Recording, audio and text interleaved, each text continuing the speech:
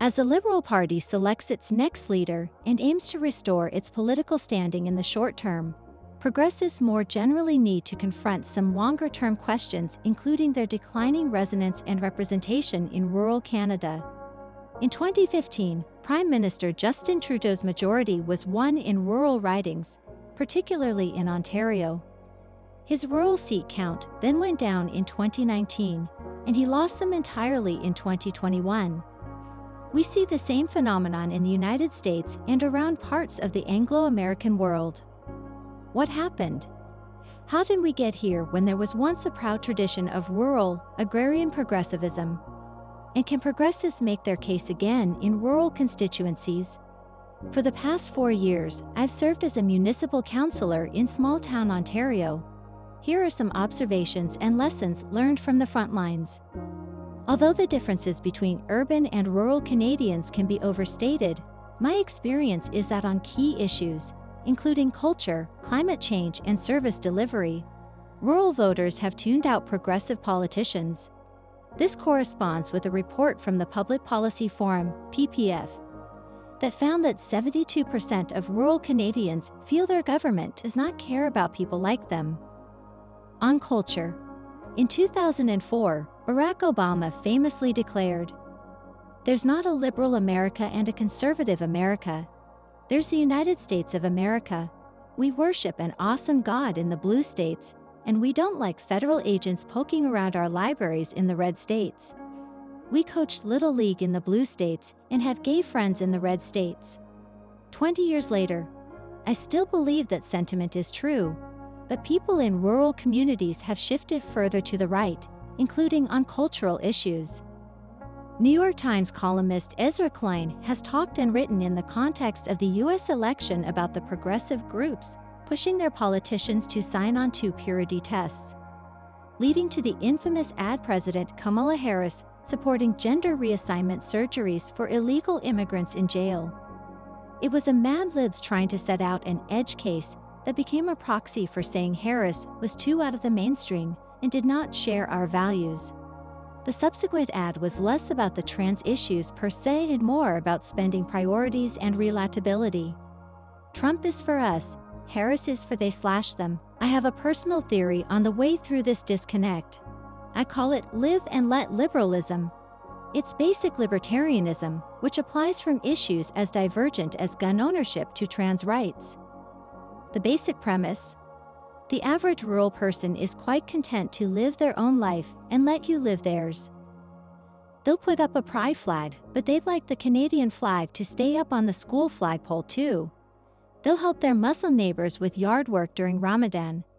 They might bemoan immigration being out of control, but they'll volunteer every Thursday at the food bank knowing its clientele includes a disproportionate number of immigrants. Call me naive, but I believe the vast majority of Canadians are decent people who are neighborly, polite, and fair. What the average person does not want is politicians preaching to them. Let me give you an example of how I handled these cultural disputes. I recall canvassing for re-election, and a gentleman had my sign on his lawn already. We had a quick chat and he said, "I got one question, Scott. What do you think of the library hosting this drag storytime show?" I think I probably gulped a bit, but I replied matter-of-factly, "I'm okay with it, but then again, I grew up with Mrs. Doubtfire." His face flashed anger. This was not the answer he wanted to hear. But then he clued into the Robin Williams reference. Maybe he pictured the dude looks like a lady vacuum cleaner dance. He smiled despite himself. We chatted a bit more and shook hands, essentially agreeing to disagree.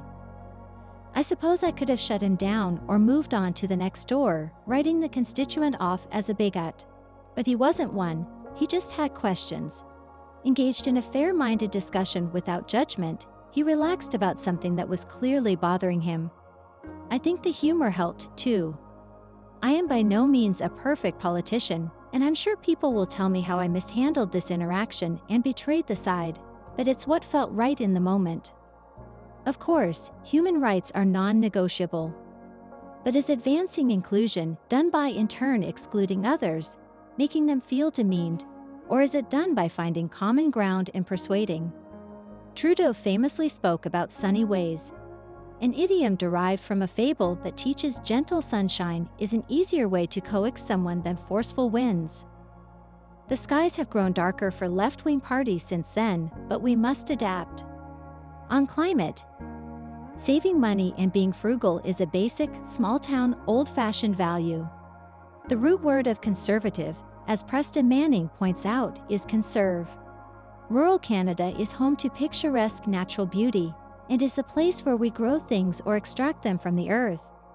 Our Canadian identity is centered on place, cliff jumping into a lake, shinny on the pond, ice fishing, strapping onto the back of a snowmobile, and hitting the trails. All this to say, rural Canadians love nature. Many, a majority, worry about climate change. We certainly worry about suburban sprawl encroaching onto our farmers' fields. Yet, Conservative leader Pierre Poilievre has effectively cast the carbon tax as the original Liberal sin behind, or at least exacerbating the affordability crisis. Clearly, with due respect to Liberal partisans and earnest economics professors, he has won that debate. He shifted the center back to his frame. In 2019 and 2021, strong climate action was a shibboleth for being a serious candidate for PM. Less than 4 years later, it is an albatross. As I've argued before, the center is not some fixed place on the map like Mecca. It is instead a liminal space created, and the job of political leaders is to bend the public imagination to their conception of the center.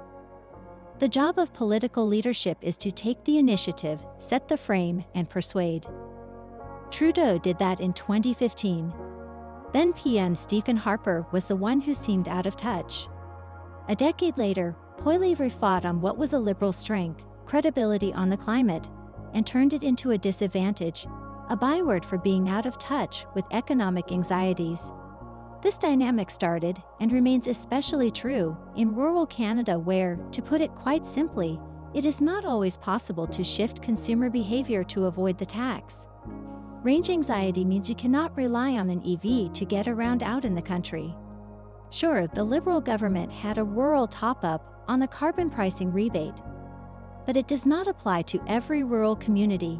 Shout out to my Tory MP, if he's reading, who made fighting for our town to qualify for the rural top-up his passion project last year. Climate action has unfortunately become a question of what it's going to cost, when it should be about how it can save us all money and create jobs. Next month, our town has a municipal climate strategy coming forward for approval. All its elements aim to reduce emissions and save money. The plan is predominantly about energy efficiency and retrofitting buildings. Having a plan to make our infrastructure more resilient could help us reduce skyrocketing insurance premiums. And quantifying GHG emissions in procurement will be a backdoor way to help prioritize local businesses, notwithstanding trade deal prohibitions against buy local policies. How? Awarding the contract to a local company means less emissions than giving it to an out-of-town company. I explained this to a local paving company owner. He paused and said, "That sounds like some Trudeau bullshit." "Yes," I said. "Trudeau bullshit that'll make you money." These are rural values in action. It's the old-fashioned principle of darning your socks, but extrapolated to retrofitting older buildings to save money on utilities. It's the small-town ethic of supporting your neighbor's business. It's also a de facto response to Trump-style US protectionism, and it protects the planet while saving money. On delivery, there are two tensions in delivery in politics: investments to improve quality of life versus cost of living challenges.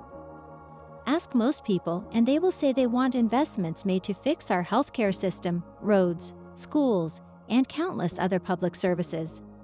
And they would like it done with their taxes going down, too, please and thanks. The key to unlocking this dilemma is economic growth.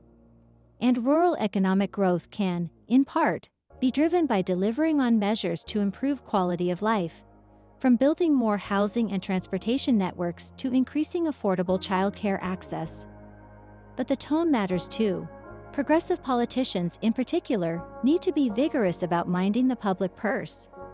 sweating the details and having an obsession with finding efficiencies in the budget. Beyond cutting a Disney Plus subscription has to be a constant focus. Successful progressive leaders made their economic stewardship, reforming of